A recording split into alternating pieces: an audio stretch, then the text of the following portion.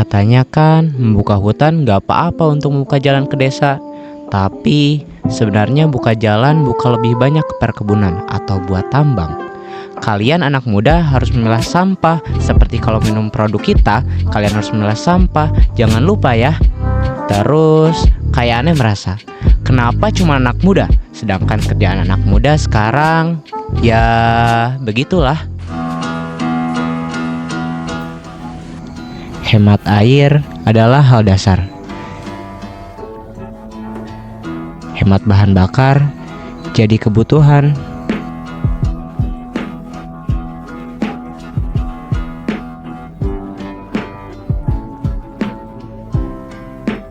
Hemat listrik wajib kita lakukan. Dan kelola sampah, mau gak mau kita kudu ngelakuin ini di keseharian. Aneh mau jadi bagian dari anak muda yang bisa menekan dampak krisis iklim. Tapi saat aneh ngubah perilaku aneh, semuanya kayak sia-sia. Cuma pemangku kebijakan yang bisa benar-benar menangani krisis iklim. Namun saat dunia membutuhkannya, mereka malah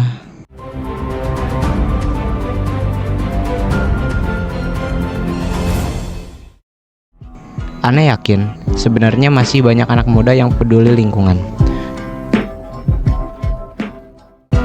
Cuman ya perlu dorongan.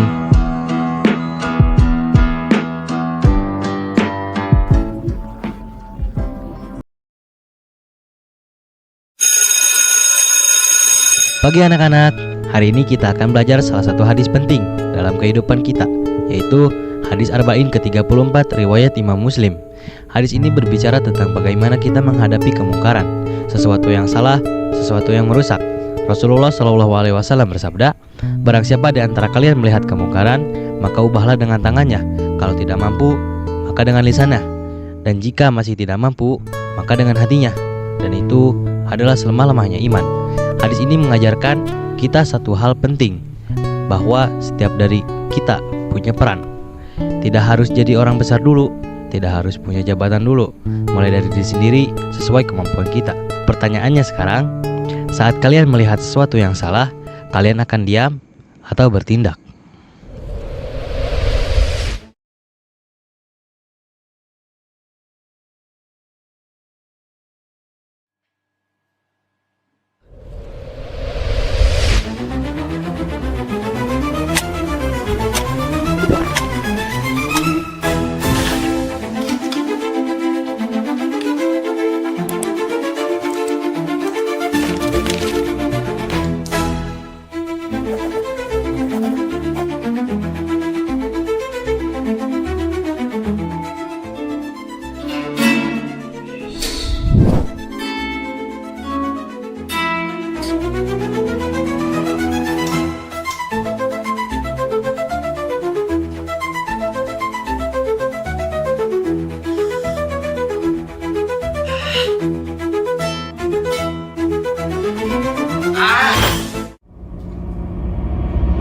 Lelah,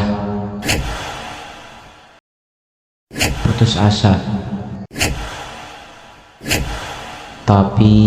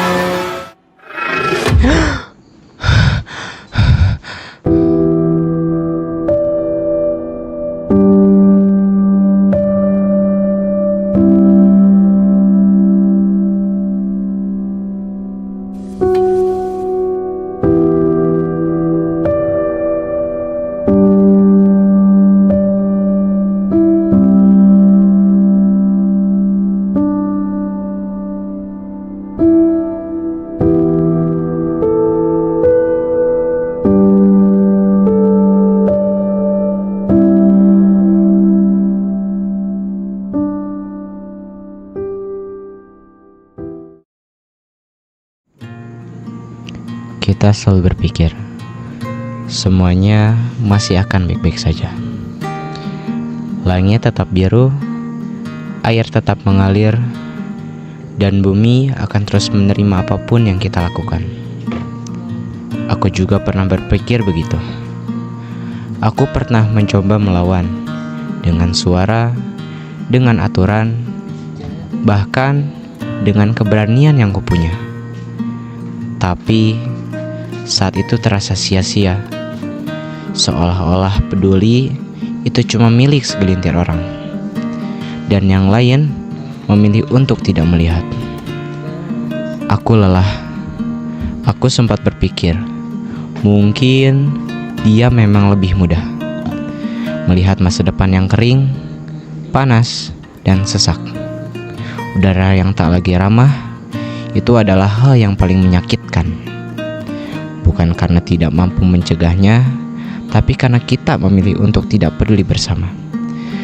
Sampai aku melihat sendiri bagaimana hal-hal kecil yang kita anggap sepele perlahan berubah jadi sesuatu yang besar. Sampai yang kita buang sembarangan, air yang kita sia-siakan, lampu yang kita biarkan menyala tanpa alasan, semuanya berubah menjadi ancaman. Hari ini aku mengerti bahwa perubahan bukan tentang siapa yang kuat atau siapa yang paling benar. Perubahan adalah tentang siapa yang mau mulai dan siapa yang mau tetap bertahan.